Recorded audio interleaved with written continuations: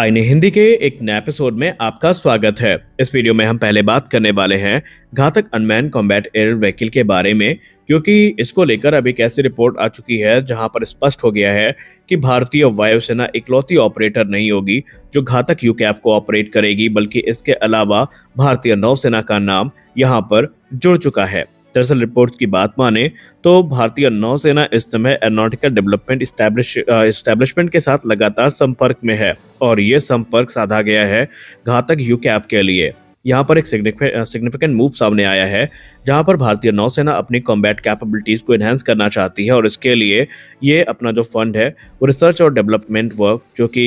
डिग based unmanned combat air vehicle programme से संबंधित है उसमें यूज करना चाहती है। और इसके अंतर्गत जो घातक ड्रोन है इसका जो नेवल वेरिएंट है वो यहाँ पर कंसीडर किया जा रहा है। अब ये यूकैफ प्रोग्राम बेसिकली घातक प्लेटफॉर्म पे ही होगा और इसे इंडियन एयरफोर्स का जो वेरिएंट है उसी से मॉडिफाई किया जाएगा। हालांकि इसमें जो इंजन है वो ड्राई कावेरी इंजन ही यूज किए जाने की बात सामने आई है। भारतीय नौसेना इस समय एरोनॉटिकल डेवलपमेंट इस्टेब्लिशमेंट के साथ संपर्क में है और ये घातक प्रोग्राम को लेकर आगे बढ़ रहे हैं। अब अगर हम घातक की बात करें तो इसका जो एयरफोर्स वेरिएंट है ये 13 टन वजनी स्टेल्थ यूकैफ होने वाला है जो कि डीप स्ट्राइक मिशंस में यूज किया जाएगा और ये भारतीय नौसेना के नेवल वेरिएंट की आधारशिला भी रखेगा। एरोनॉटिकल डेवलपमेंट इस्टेब्लिशमेंट ने इस प्रोग्राम पर आगे बढ़ने की हरी झंडी भी दिखा दी है, लेकिन उन्होंने ये कहा है कि नौसेना को पहले ही इसमें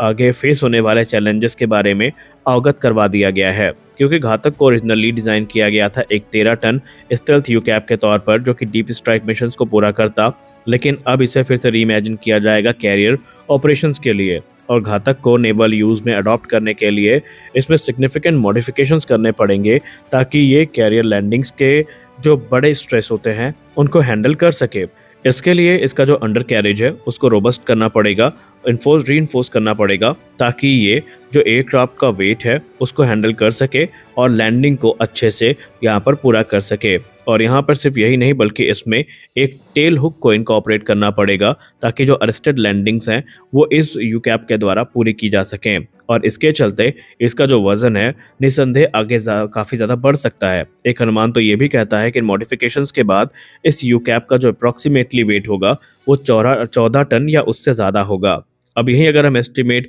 वेट इंक्रीज की बात करें तो कहा जा रहा है कि 800 से लेकर 1200 किलोग्राम तक इसका जो वजन है वो मॉडिफिकेशन के बाद बढ़ेगा और एडीई इन्हीं चैलेंजेस को कैसे टैकल करना है उसका अध्ययन कर रही है, क्योंकि उन्हें यह भी इंश्योर करना है कि वजन के चलते एयरक्राफ्ट की जो कैपेबिलिटीज़ हैं वो बहुत ज़्यादा प्रभावित ना हो, क्योंकि भारतीय नौसेना बड़े पैमाने पर इनको अपने एयरक्राफ्ट कैरियर से ऑपरेट करने का विचार कर रही है। इसके अलावा इसमें जो पेलोड कैपेसिटी है वो भी कॉम्प्रोमाइज़ ना हो, इसका ध्यान रखा जाएगा। यूकैफ के परफॉर्मेंस पे प्राथमिकता दी जा रही है और यहाँ पर जो फ्यूल कैपेसिटी है, पेलोड है, मनोवरबिलिटी है, इन सारे फैक्टर्स को ध्यान में रखकर आगे काम किया जा रहा है। अब अगर हम इसको पावर करने वाले पावर प्लांट की बात करें तो फिलहाल कावेरी इंजन ही इसमें कंसीडर किया जा रहा है जो कि नॉन आफ्टर बर्निंग वर्जन होने वाला है कावेरी का और जो कि एयरफोर्स वेरिएंट को पावर करता है, यही नेवल वेरिएंट को भी पावर करेगा। ये इंजन अपनी फ्यूल एफिशिएंसी और लो इंफ्रारेड सिग्नेचर के लिए जाना जाता है जो कि यूकैफ जैसे स्टेल्थ और एंड्योरेंस के रिक्वायरमेंट रखने वाले प्लेटफॉर्म के लिए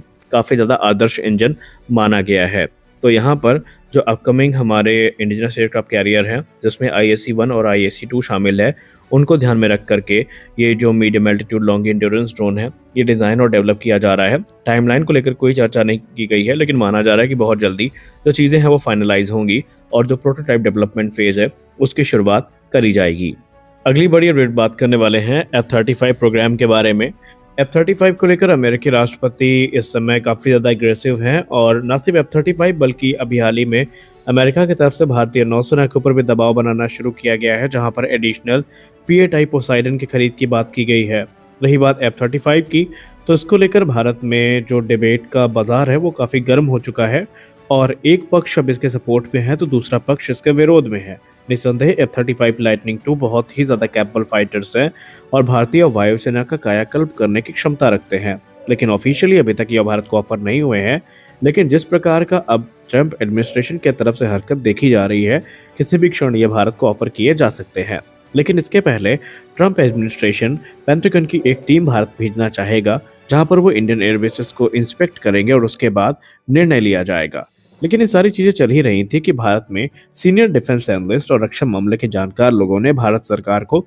पहले ही चेता दिया है और भारतीय वायुसेना को भी चेता दिया है कि इसको लेने से पहले इसके जो इम्प्लीकेशंस हैं, इसके क्या परिणाम हो सकते हैं, उसकी चर्चा हो जाए। क्योंकि उनका ये मानना है F-35 दूसरे अमेरिकी फाइटर जेट जैसा नहीं है, ये एक वेल प्रोटेक्टेड प्रॉपर्टी है अमेरिकी वायुसेना की, जिसको अमेरिका सरकार बचा के ही रखना ज़्यादा उचित समझता है। और इसके लिए जो इसके ऑपरेटर्स हैं, उनको बहुत कम एक्सेस मिलता है इसकी टेक्नोलॉजी का, जिसके अंतर्गत वो इसमें डिज़ाइन मॉडिफिकेशन या दूसरी चीज़ें कर सकें। और जब बात भारत के परिप्रेक्ष्य की होती है तो यहाँ पर डिफेंस एनालिस्ट का जो कंसर्न है वो और ज़्यादा बड़ा हो जाता है, क्योंकि उनका कहना है कि अमेरिका के उलट भारत की फ्लाइंग कंडीशंस अलग हैं और बिना इंडियन स्पेसिफिक कस्टमाइजेशंस के भारत के लिए ये एयरक्राफ्ट उतना कैपेबल नहीं होगा और इसके लिए भारत में जो इसमें मॉडिफिकेशंस है वो करनी ही पड़ेगी। और सीनियर डिफेंस एनालिस्ट ये मानते हैं कि इसके पहले भारत अमेरिका से ये खरीदे और अमेरिका भारत को ये ऑफर करे, भारत वहाँ पर एक चीज़ क्लियर कर दे कि अगर भारत को ये एयरक्राफ्ट दिए जाने की बात होती है तो फिर इसके साथ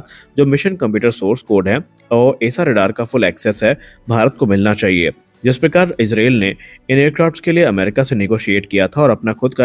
F-35I विकसित किया था, ठीक उसी प्रकार से भारत भी ये काम करना चाहेगा ताकि इंडिजिनस वेपनरी और कम्युनिकेशन सिस्टम्स को इंटीग्रेट किया जा सके, जैसा कि भारत ने Su-30 MKI के साथ किया था। F-35 निस्संदेह काफ़ी एडवांस फाइटर एयरक्राफ्ट हैं, लेकिन ये स्ट्रिक्ट ऑपरेशनल रिस्ट्रिक्शंस के साथ हमें देखने को मिलते हैं। और अगर फॉरेन मिलिट्री सेल्स के अंतर्गत ये भारत को ऑफर किए जाते हैं तो भारत को इस बात का ध्यान रखना होगा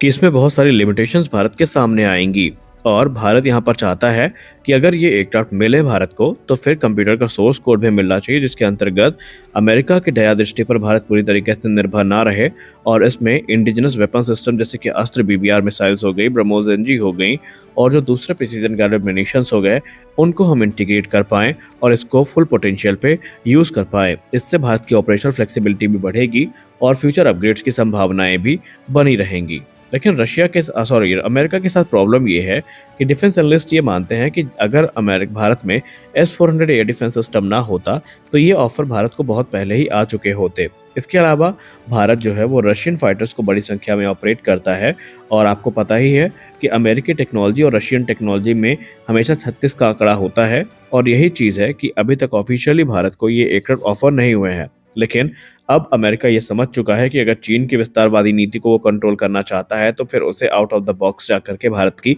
मदद करनी होगी। और इसीलिए अमेरिकी सरकार इस समय भारत को जो नेटो मेंबर के समकक्ष है वो लाने का प्रयास कर रही है और ये बात खुद ट्रंप ने अपने मुंह से कही थी कि वो भारत को नेटो मेंबर के समकक्ष लाना चाहते हैं और इसका बेनिफिट भारत को ये होगा कि टॉप ऑफ द लाइन जो टेक्नोलॉजी है अमेरिका की, उसका एक्सेस भारत को मिलेगा और भारत अपनी सुरक्षा को सुनिश्चित कर पाएगा। तो इस वीडियो में बस इतना ही। मिलते हैं अगले वीडियो में, तब तक के लिए जय हिंद।